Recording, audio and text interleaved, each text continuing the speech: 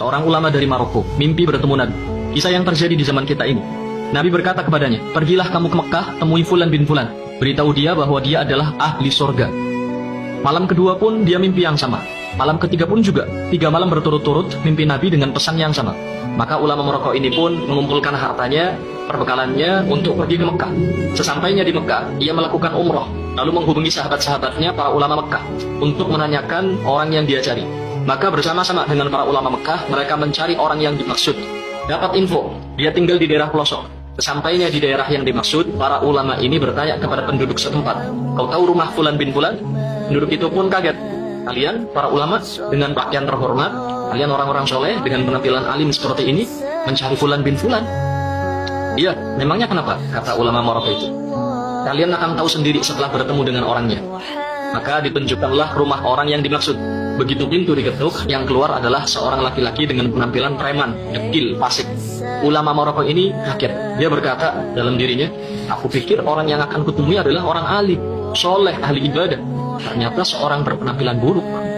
Orang itu pun kaget juga. Kenapa para ulama mengunjunginya? Ulama Maroko bertanya, "Apa benar kau Fulan bin Fulan?" "Ya, benar. Siapa kalian? Mau apa kalian datang ke rumah?" Ulama Maroko ini berkata, "Aku dari Maroko, datang jauh-jauh ke Mekah untuk mencarimu. Sebab ada pesan yang harus kusampaikan padamu.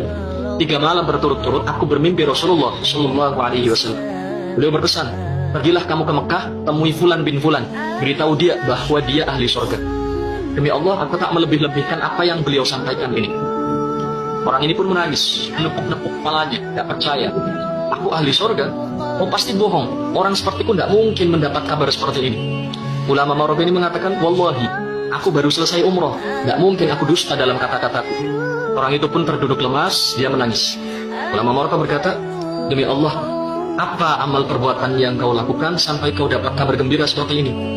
Dia pun menjawab, "Aku ini orang hina, orang paling rusak, paling bejat di kota ini. Aku selalu sembrono dalam sholat. Bertahun-tahun aku tak pernah ke Masjidil Haram, padahal aku tinggal dekat Ka'bah. Aku ini orang rusak, aku tidak punya amal apapun."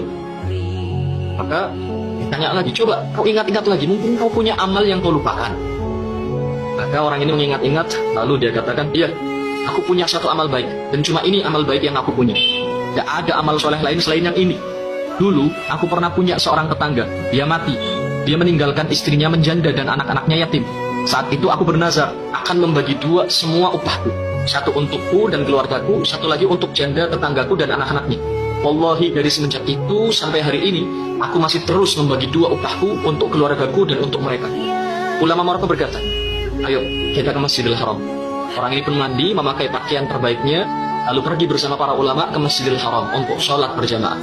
Pertama kali dia masuk Masjidil Haram, dia menangis. Dia terus menangis, tidak henti-henti sampai dikumandangkan iqamat sholat.